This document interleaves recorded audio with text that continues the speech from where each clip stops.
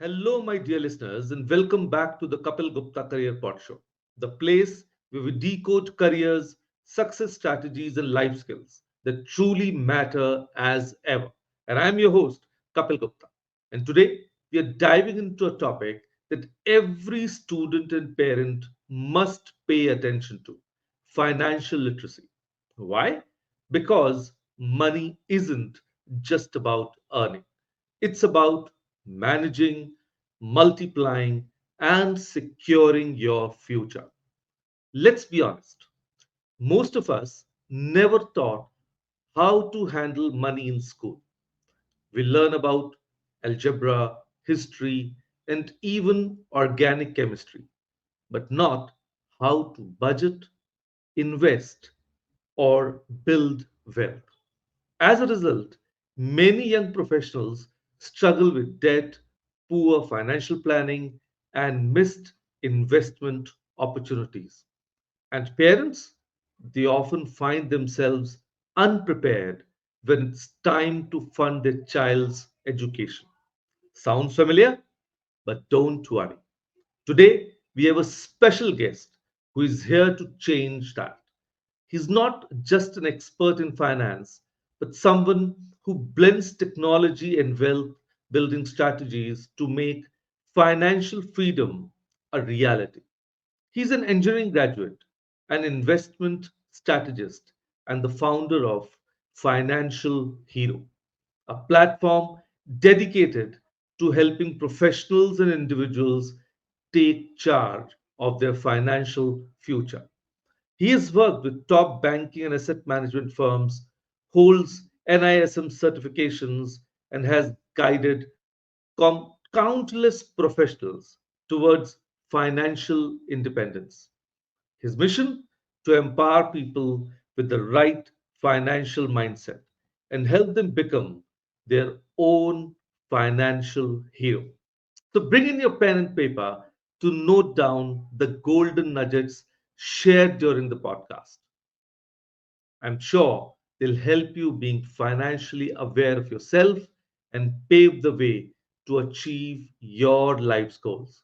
Till then, I shall wait for you. And ladies and gentlemen, please welcome Mr. Divakar. Together, we'll explore why students should start their financial journey early, how parents can plan better for their child's future, and how India's youth can break free from financial limitations to achieve true financial freedom right away. Hello, Mr. Divakar. Hello Namaskar. Hello Kapil ji hello. How are you, sir? Good afternoon. बहुत बढ़िया बहुत बढ़िया. So, sir, Aaj we are here to help the kids, the teenagers, to actually learn from you and go towards the path of financial freedom.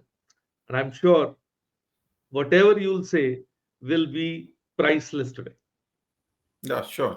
So you are doing this very means needed thing in this education and information age that we are lacking.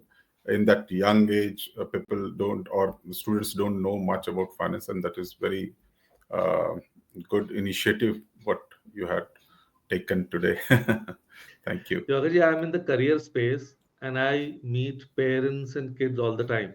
And obviously, there is a struggle when it comes Right. to higher education, right? Either they are looking for educational goals and etc., but they could never figure out in an early age that if they would have done financial planning in the right way, they might not need even the education loan at a later stage, right?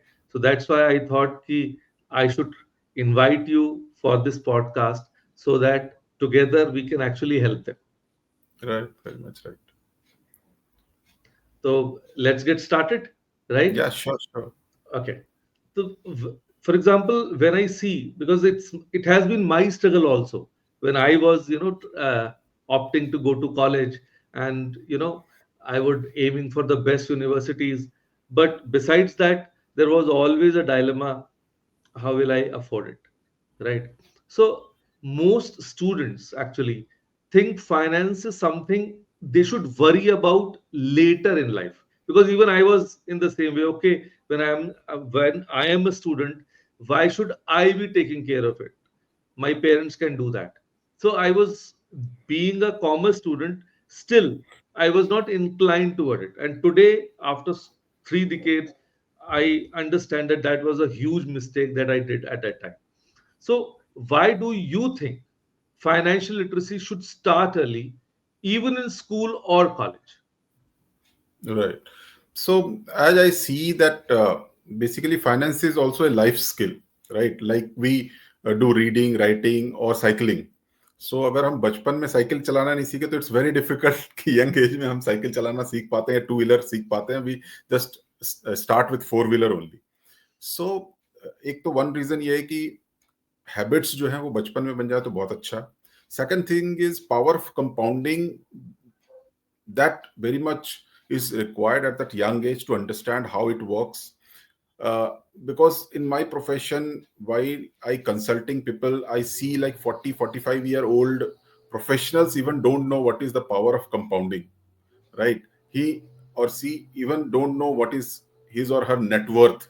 So these two three terms which is very important for any individual to understand, and if they could understand it in the beginning of their career or at the starting years of their age, that will benefit a lot in that future uh, years of their life. Hmm. So power of compounding is one thing that they should understand. And to uh, get out of some financial trap also, that basic thing is very much required.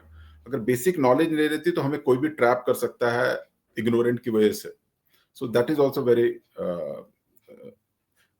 I have seen that because of that less knowledge on that initial years, people Hmm. get into trap because lot of selling happening on that basis of कि इतने लाख हो जाएगा, आप इतने thousand जमा करो yearly and इतने लाख हो Right. जाएगा. They never talk about percentage gain, CAGR Right. Kind of terms. So यहाँ पे Right. अगर आपको बेसिक नॉलेज नहीं है तो बहुत आप के साथ धोखा हो सकता है फाइनेंशियल वर्ल्ड में. So Right. these are three, Right. four reasons I see that people should get into this financial at the early age, so that basic Mhm. concepts should be clear. And if Right. you know the basics thing, you feel confident. So that Hmm. also give you a boost. That next step is what, because in that other countries include finance in their school curriculum also. So India should also do that thing, I think. हाँ, definitely, definitely. Because I look at myself, Hmm. ठीक है ना, कि मैंने क्या गलतियां की. Right. But I can see, because you are into this space, तो आप बहुत लोगों से मिल रहे होंगे. And I am Right. Sure वो टीनेजर्स भी होंगे, मिडल एज्ड पीपल भी होंगे, right? The parents who are actually, looking for some, because now some kind of awareness is still there, but people are not aware of the way out. रास्ता क्या पकड़े, ठीक है? और फिर ये बात सही है, देखिए, स्कैम से बहुत डर लगता है. आप मानेंगे, आज के समय में फेसबुक पे, if a beautiful female connects with you, उसके बाद वो आपसे फाइनेंस की ही बात करती है. मतलब आप सोचो कि why will I invest just by looking at the beauty of a person? Hmm. I should be looking at the knowledge of a person, Right. right? Right. तो लोग और फंसते हैं, लोग, प्रॉब्लम्स होती हैं. तो अगर मैं आपसे पूछूं, what are some of the biggest money mistakes young people make in their 20s and how they can avoid them? Because ये मैं Right. बिल्कुल जानना चाहूंगा, मेरे स्टूडेंट्स को बहुत फायदा होने वाला है. हाँ, तो first thing is like living beyond means. मतलब हम जितना कमा रहे हैं उससे ज्यादा खर्च करें तो ऑब्वियस सी बात है कि हम माइनस में रहेंगे. तो सीधा सिंपल मैथ ही है कि जितना आ रहा है उससे कम खर्च करें, लिविंग बियॉन्ड मीन्स रखें, चीजें अपने आप ही कंट्रोल में रहेगी. और क्या है कि कभी कभी होता है कि हमारा हैबिट नहीं होता कि इन्वेस्टिंग करना या सेव करने की हैबिट नहीं होती. तो उसको अगर धीरे धीरे अर्ली एज में अगर स्टार्ट करें, सिंपली 500,000 रुपीज का सिप भी मंथली कर रहे हैं या जो भी हम पॉकेट मनी रिसीव कर रहे हैं उसको कहीं से इन्वेस्ट करना सीख रहे हैं या उसमें कुछ बजटिंग का माइंडसेट लगा रहे हैं, तो आई थिंक ये सब चीजें हम नहीं करते हैं. That's why things piling up and बड़ा होता जाता है. और पीछे रह जाती है। फिर हम जीरो से स्टार्ट नहीं कर सकते एक सर्टेन एज पे जाके। तो हमें जो चीज जल्दी मिल रही होती है, जो कोई एक्सपर्ट हमें बता रहा होता है, बाय डिफॉल्ट हम उसे मान लेते हैं। तो क्रेडिट कार्ड यूज का बहुत यंग एज से हमें आइडिया नहीं होता, लेकिन हम जैसे जॉब लगती है तो क्रेडिट कार्ड यूज करना स्टार्ट कर देते हैं। वो एक बड़ा डेप्ट ट्रैप होता है जिसमें 30-40% का हमें इंटरेस्ट देना पड़ता है। तो दैट इज बिल्कुल ऑल्सो बिल्कुल। वेरी, और प्लस है कि इन्वेस्टमेंट टिप्स में फिर हम चले जाते हैं, क्योंकि लर्निंग का टाइम नहीं होता, हम जॉब में होते हैं। तो ट्रिप्स होता है, कुछ इस तरह की चीजों में हम फंस जाते हैं, एंड फिर वहां से नेक्स्ट स्टेप जो है वो गलत ही होता जाता है। तो जो भी सीच करें, अगर मतलब स्टार्ट अच्छा है तो मतलब सब चीजें सही रहती है। और टाइम जो मैंने कहा कंपाउंडिंग है, वो भी बहुत हमें पीछे ले जाता है। अगर हमने राइट टाइम पे या यंग एज पे स्टार्ट नहीं करी तो भी बहुत डिले हो जाता है, एंड देन वी वांट कि नहीं जल्दी क्या कर सकते हैं, ग्रीड में आ जाते हैं, एंड देन इम्पेशेंट होने की वजह से ही गलतियां होती है।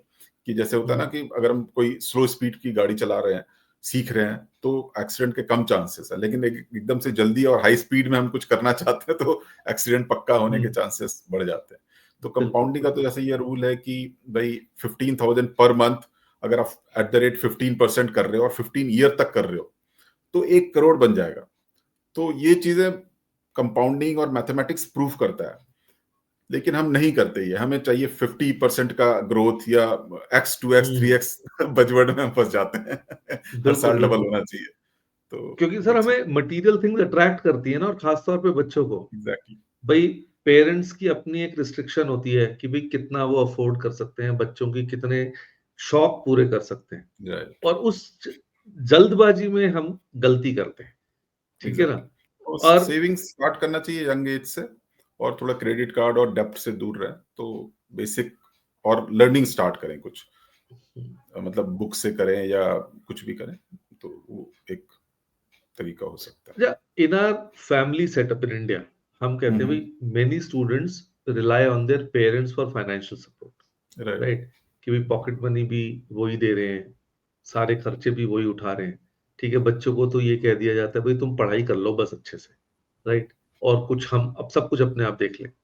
अब many a times I have seen कि इवन बच्चा तो पेरेंट्स पे रिलाई कर रहा है, but even a parent is not, aware of this financial system।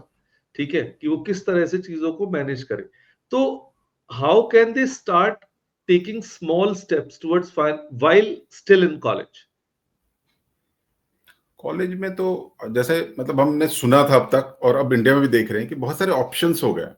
जैसे यंग एज में student can work outside, like मतलब मैकडी का तो हमें एग्जांपल मिलता था, but now there are lot of other places like even tuition भी, या फिर साइड हसल्स कर सकते हैं, या आजकल सोशल मीडिया में इतनी सारी चीजें हैं कि यू कैन टीच ऑन और ऐड वैल्यू। बेसिकली क्या है कि कोई आप वैल्यू ऐड कर रहे हो तो आपको पैसे मिल जाएंगे। So there are 3-4 ways you could create value and earn money. तो एक बेसिक चीजें होती है जो मैं मतलब अपने स्टूडेंट को या फर्स्ट ये सिखाता हूँ कि कैसे मनी जनरेट होता है, ये सीखो। राइट? तो मनी कैसे जनरेट होता है, either you should give some other person a product और service, in return they will give you money. तो ये राइट। पुराना था कि प्रोडक्ट एंड सर्विस दो और पैसा मिलेगा। नया एज में अब क्या है, you could give information in terms of entertainment कर लो, गाना दे दो कुछ, है ना, और या फिर कोई आइडिया दो, है ना, तो भी आपको उस रिटर्न में पैसा मिल जाएगा।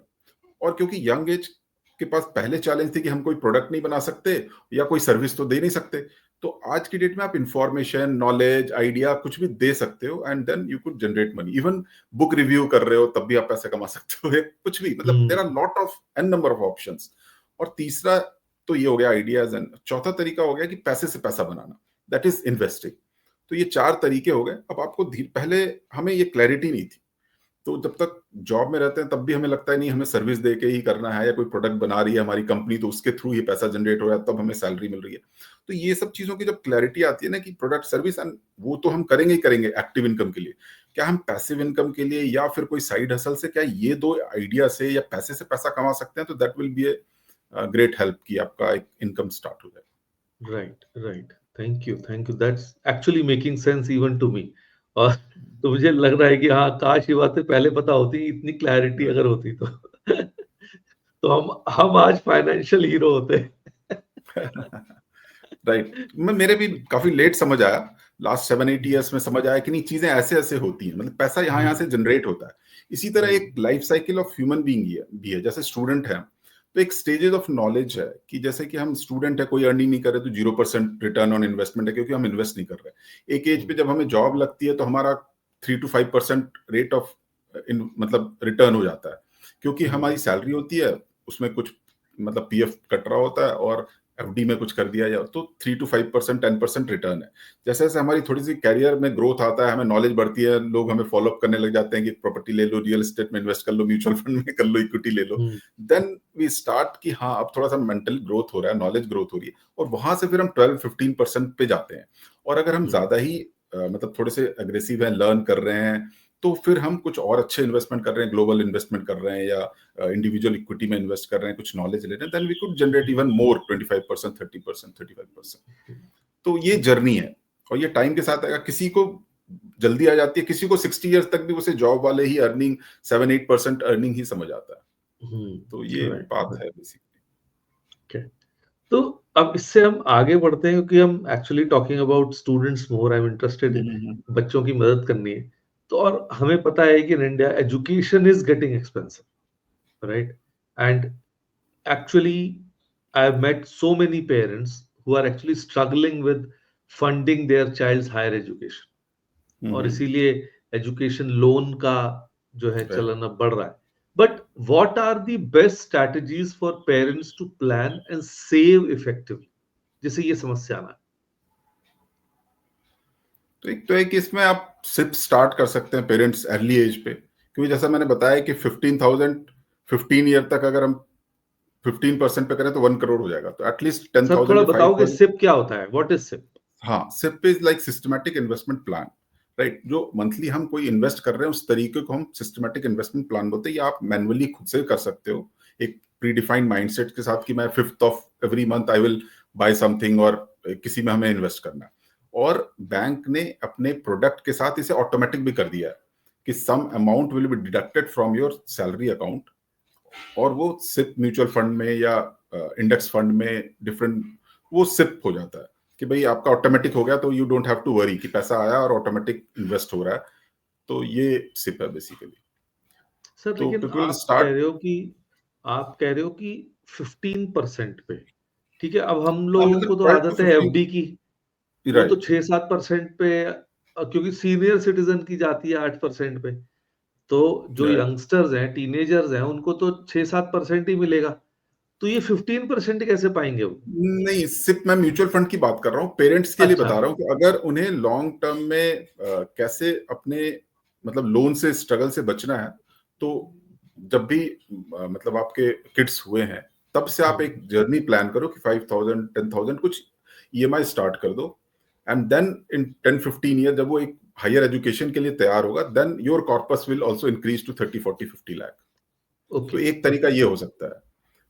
और कुछ एजुकेशन लोन वगैरह पे आप कुछ मतलब गवर्नमेंट लोन ले सकते हैं या स्कॉलरशिप के लिए ट्राई कर सकते हैं। ये दूसरा तीसरा तरीका हो सकता है कि आप कैसे एजुकेशन की जो चैलेंजेस है पेरेंट्स के लिए स्ट्रगल हो जाती है एक हायर एजुकेशन, तो उसको कैसे आप टैकल कर सकते हैं। तो सर एक बात बताइए, जैसे मान लीजिए मैं कहता हूँ कि मेरा बच्चा फर्स्ट या सेकंड क्लास में है, राइट। और 12th के बाद उसको जो है जाना है हायर एज, तो अभी एक तरह से मेरे पास 10 साल का समय है, राइट? हम्म। तो क्या हम ये in advance, like 10 years in advance, ये अंदाजा लगा सकते हैं कि मुझे 12th के बाद कितने पैसों की जरूरत होगी, और कि आज अगर मैं जिस यूनिवर्सिटी का ड्रीम कर रहा हूं, आज मुझे पता है उसकी फीस इतनी है, तो आई कुड एस्टिमेट कि भाई आफ्टर 10 years ये फीस होगी, और उसके लिए मुझे कितना इन्वेस्ट करना पड़ेगा, so that I am somewhere near that figure after 10 years। हाँ बिल्कुल, कैलकुलेट मतलब मैथ्स की यही तो ब्यूटी है कि everything we can calculate, right. तो जैसे आप 7% या 10% पे आप फीस जो करंट फीस है उसको ग्रोथ कर सकते हो कि भाई 10% से ग्रोथ करेगा तो अराउंड 7 ईयर में वो डबल हो जाएगा। जैसे 72 का रूल ये है कि अगर 10% से कुछ चीजें ग्रो हो रही है तो वो डबल 7 ईयर में हो जाएगा, है ना। तो अगर आज फीस सम अमाउंट है तो वो डबल 7 ईयर में हो जाएगा, और 10 ईयर का है तो उस हिसाब से 1.5 टाइम्स या के आसपास हो जाएगा। तो इसी तरह आप अपने फीस को तो कैलकुलेट कर लिया, अब आप अपनी अर्निंग की वैल्यू को भी कैलकुलेट कर सकते हो कि अभी मेरे पास ये अमाउंट है, एक्स अमाउंट, और मुझे एक्स 3x चाहिए या 5x चाहिए, तो वो कितने ड्यूरेशन में 10 साल में बनेगा, उसमें मैं कितना ऐड भी करूंगा, तो सारी कैलकुलेशन बड़ी इजीली हो जाती है। Okay okay great. नाउ ठीक है, दैट्स कि मैं न्यूज़ कि कितने अमाउंट बच्चों को। सेव करूं और कितने मिनिमम, जो हमें लगता है कि एक मिनिमम एक्सपेक्टेड रिटर्न मिल जाए, 12% रखना चाहें तो 12% रख लें, जो भी मिनिमम आपको लगता है कि आइडियली अचीवेबल है वो रख के आप कल। Okay great, thank you thank you. अच्छा, कमिंग टू दिस, क्योंकि लोन्स की हम बात कर रहे हैं, तो ये बात हम लोग जानते हैं, loans are a reality now, right? क्योंकि चाहे अपनी कंट्री में पढ़ना हो, चाहे अब मैं स्टडी अब्रॉड में भी हूं, तो बच्चे बाहर जाने के लिए भी लोन्स लेते हैं।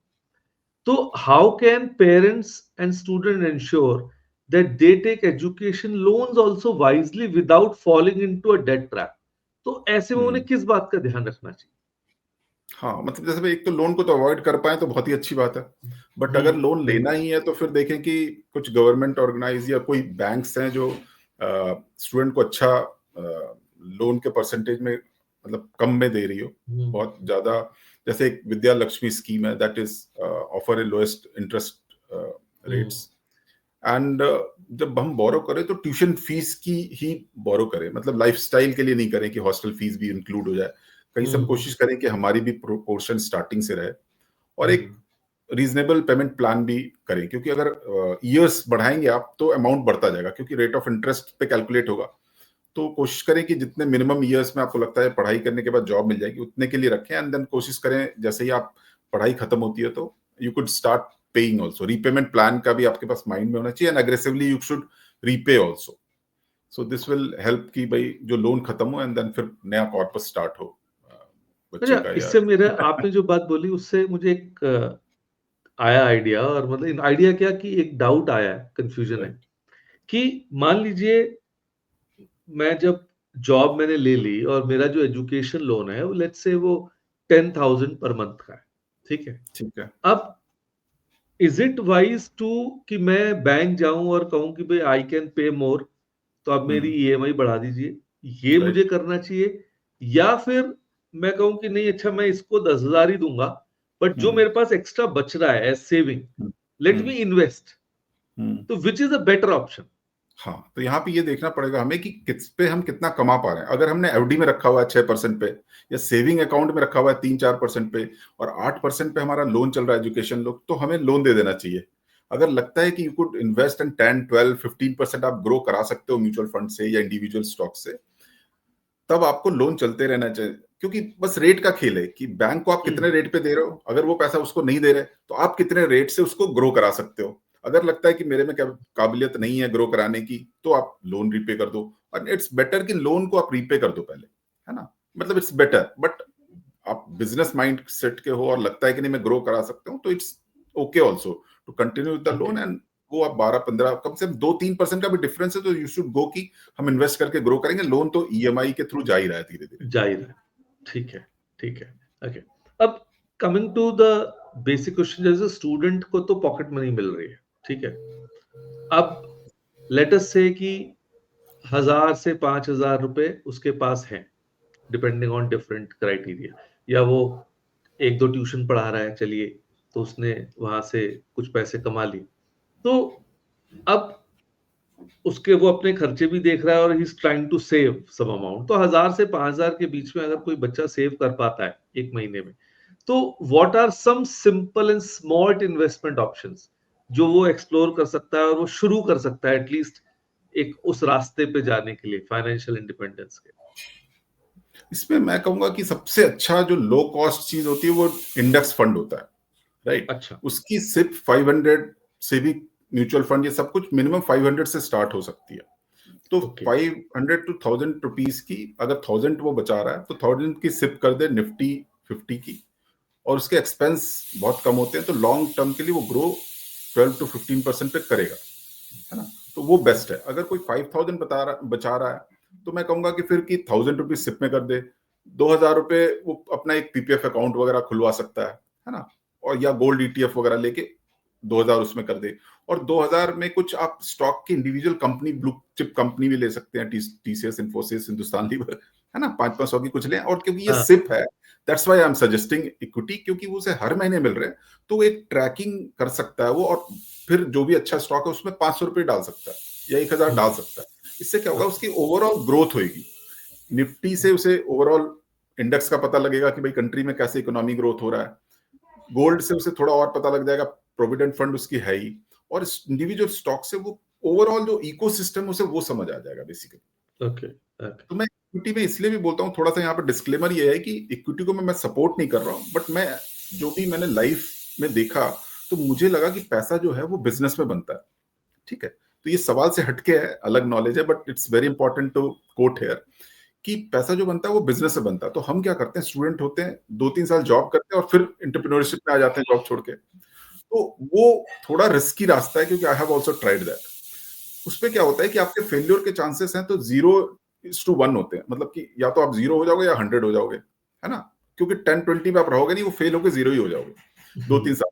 कहते हैं ना कि 10 मतलब हर एक साल में या एक साल में 100 बिजनेस में 10% ही रह पाते हैं, नेक्स्ट 1 ईयर में 1% रह पाते हैं।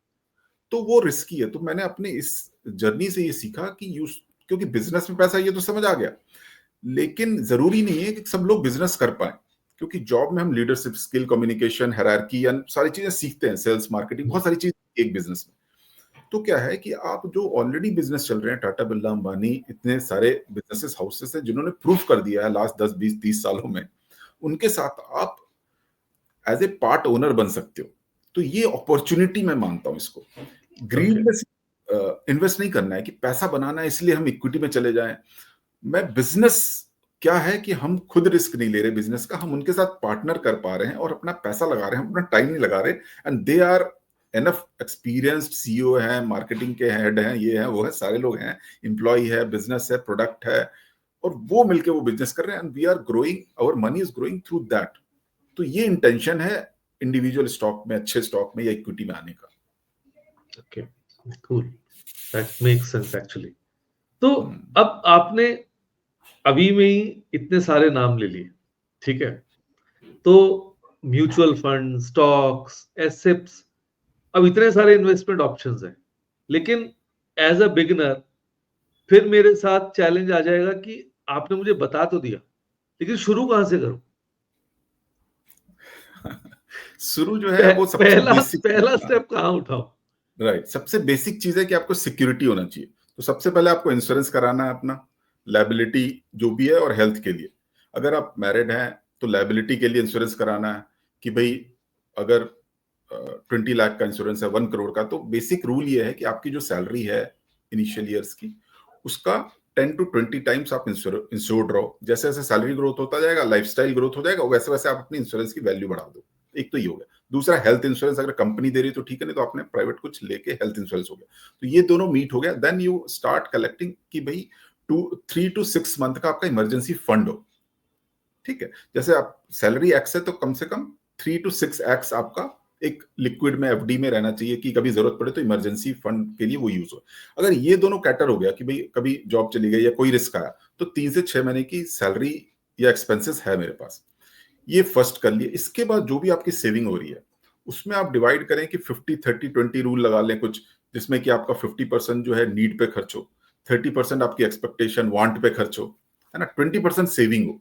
उस 20% का फिर जैसे मैंने बताया कि आप उसको डिवाइड करके कुछ पीएफ पीपीएफ अगर आपका ऑफिस में कट रहा है तो उसमें नहीं करना है, देन यू गो टू फिर निफ्टी में आए, म्यूचुअल फंड में आए, और अगर आपको लगता है थोड़ा सीख सकते हैं तो इंडिविजुअल स्टॉक में आए। तो ये तरीका बेस्ट तरीका है। Okay, good good. और एक क्लियर गोल भी रखें कि भाई ट्रैक करें 3 से 5 साल में कैसा रिटर्न आ रहा है, और उसके अकॉर्डिंग लग रहा है कि हम टाइम नहीं दे रहे या हम अच्छे से पिक नहीं कर रहे स्टॉक, तो गो टू म्यूचुअल फंड या index fund is best for, मतलब कोई दिमाग नहीं लगाना, और uh, वो चीजें ग्रो होती रहेगी इकोनॉमी के साथ, टाइम के साथ। Okay, okay.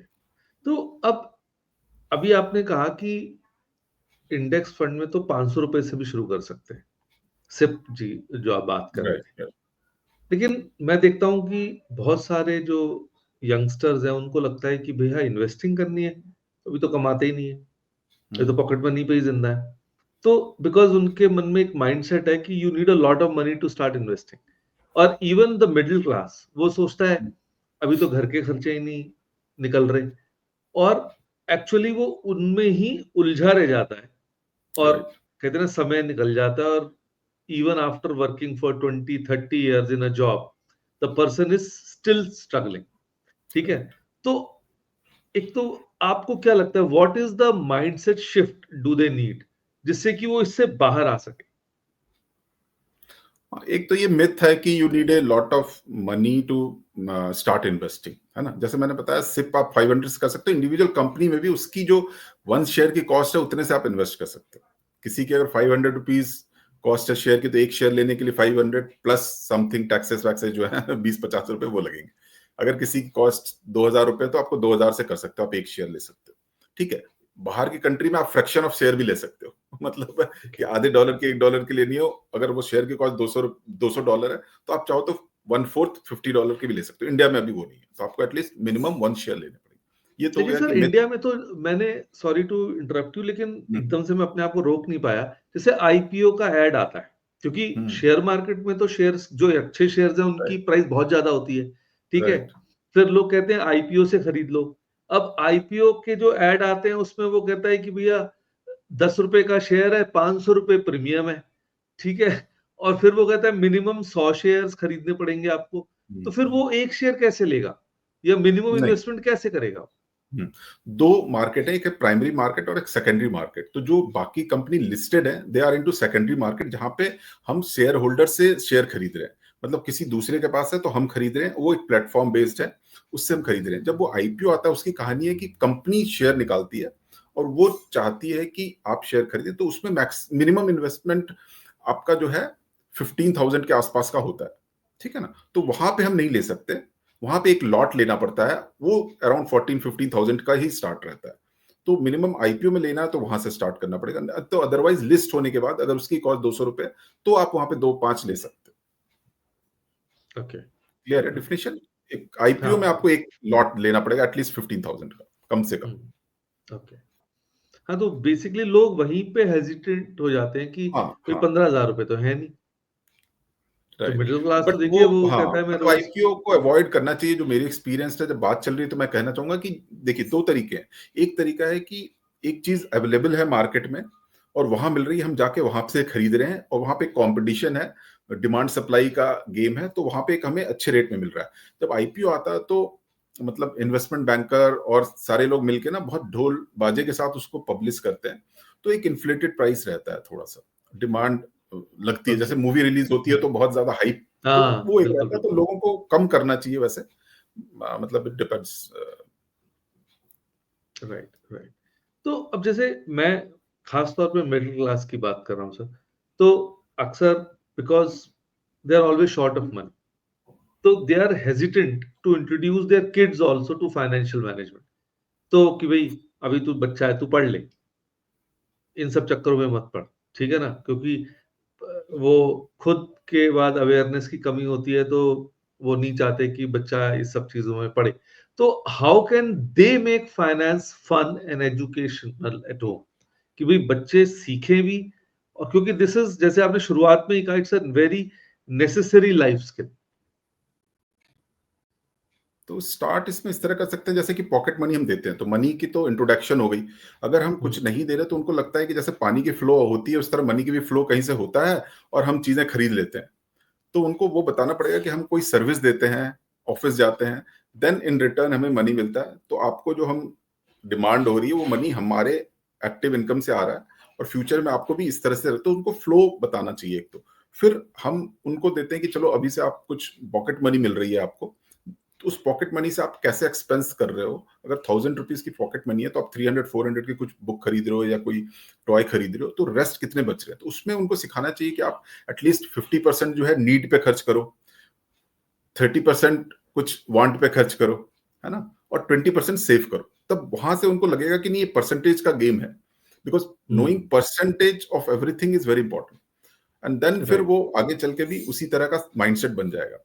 तो जैसे मैं भी करता हूं, तो मैं जो भी पॉकेट मनी देता था, स्टार्टिंग में वो कलेक्ट करके इकट्ठा हो गया, फिर मैंने बैंक में जमा कर दिया, अकाउंट खुलवा दिया, तो मतलब वो दिखता है कि भाई इतना था, अब इसमें इंटरेस्ट मिल गया, तो लोगों को ये नहीं पता था अच्छा पैसे रखने से भी कुछ बढ़ते हैं वो। जब वो पता लगता है बच्चों को तो बहुत ही एक्साइटमेंट होता है, अच्छा तो फिर जो भी पैसे हाँ, बर्थडे में या वैसे ऐसे मिलेंगे तो पापा इसे इन्वेस्ट करते हैं। राइट, राइट, तो राइट, राइट। ये एक दैट्स तरीका हो सकता है, प्लस बहुत सारे फन गेम है, मोनोपोली है जैसे, जो कि किड्स के गेम है, that also help to grow that financial knowledge to kids. अच्छा, ओके। मोनोपोली एंड मोनोपोली है, और भी है, मैं अच्छा, शेयर कर सकता हूँ कुछ, आप अपने ओके। डालना चाहो तो आप डाल सकते हो। बिल्कुल।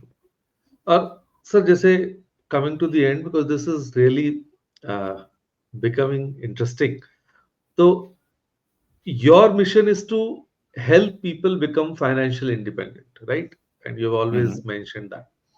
So if you had to give students and parents just three golden rules to achieve financial freedom, तो आप क्या कहेंगे? What would they be? इसमें तो मैं यही कहूंगा कि first you calculate your net worth. तो नेटवर्थ कैलकुलेट, अपना नेटवर्थ पता होना चाहिए। नेटवर्थ में क्या है कि पहले आप अपने सारे पॉजिटिव एसेट कैलकुलेट करो, उसके बाद लाइबिलिटी कैलकुलेट करो, क्या लोन चल रहा है, क्या ये है। तो मेन जो एसेट है, फिक्स्ड एसेट हो गया जैसे रियल एस्टेट हो गया, कुछ मतलब फिक्स्ड रिटर्न गिविंग एसेट हो गया जैसे एफडी, पीएफ, पीपीएफ वगैरह हो गया, कुछ बिजनेस टाइप ऑफ इन्वेस्टमेंट हो गया, इक्विटी, म्यूचुअल फंड्स, बॉन्ड्स, इस टाइप के। तो इन तीनों को क्लब करके ये पॉजिटिव एसेट को आप करोगे, एंड देन लाइबिलिटी जो भी लोन वगैरह उससे हटाओगे, तो जो नेट बचा वो नेटवर्थ है। तो calculate your net worth first. Net worth पता लगने पे फिर आपको लगेगा कि आप कहाँ पे हो और क्या आपकी फाइनेंशियल फ्रीडम नंबर होनी चाहिए। तो ideally it should be around 10 times your current take home salary कह सकते हैं, या सीटीसी कह सकते हैं। तो अगर मैं एग्जांपल लेता हूं, तो अगर कोई 10 लाख कमा रहा है और उसके पास 1 करोड़ का मतलब वो गोल है कि भाई 1 करोड़ में मैं फाइनेंशियली फ्री हो जाऊंगा, तो क्या होगा कि अगर आप 10% भी 1 करोड़ से रिटर्न लेना स्टार्ट कर दोगे ना, तो 10 लाख हो गया। तो ये फ्रीडम की साइकिल है। अगर किसी का 20 लाख है तो उसका टारगेट होना चाहिए कि 2 करोड़ का मेरा एक एसेट क्रिएट हो जाए जो कि 10% रिटर्न मिले, तो मेरे को 20 लाख मिलेगा, तो मैं फ्री हो जाऊंगा। अब फ्री होऊंगा तो टाइम फ्रीडम मिल जाएगा आपको।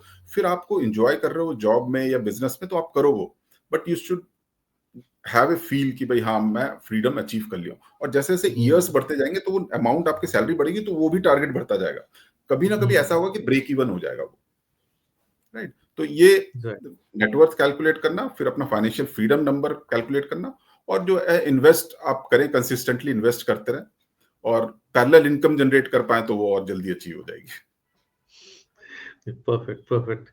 Thank you, sir. Thank you for such insightful conversation. मन तो कर रहा था और आपसे पूछा जाए, but yes, because of lack of time मैं कोशिश करूंगा कि एक बार फिर आपको पॉडकास्ट पे इनवाइट करें, जिससे कि बिल्कुल बच्चों सर। को और कुछ ज्ञान मिले आपसे, और वो फाइनेंशियल फ्रीडम की तरफ बढ़ सके, because yes, it is a very very important life skill. क्योंकि ये स्किल ना होना आजकल के समय में it is a cause of stress in our lifes. ठीक है? राइट। तो मुझे लगता है ये स्किल अगर बच्चों के पास होगी, तो वो अपना करियर ग्रोथ और बेटर तरीके से फाइनेंस और अपने फाइनेंशियल ग्रोथ को ढंग से कर पाएंगे, so that in the years to come they can have real good value of their life. They can enjoy their life actually. Right, sir? So thank you. Right. Right. Thank you for coming, sir. Thank you very much. Thank you. Wow. What an insightful conversation. Financial literacy is not just about money, it's about freedom, security, and opportunities. Now, whether you're a student looking to build a strong financial future or a parent planning for your child's education, the key is to start early and stay consistent. A huge thank you to Mr. Divata for sharing expert insights and simplifying finance for all of us. If you found this episode valuable, make sure to share it with your friends, siblings, and parents, because the sooner we learn, the better our future. And follow Financial Hero to get more tips on wealth building. I'll be sharing the link in the description, so you can definitely go ahead and connect with him. Subscribe to the Kapil Gupta Career Pod Show for more expert conversations, and got questions? Drop them in the comments or DM me. Till next time, stay financially smart and take control of your future. Thank you.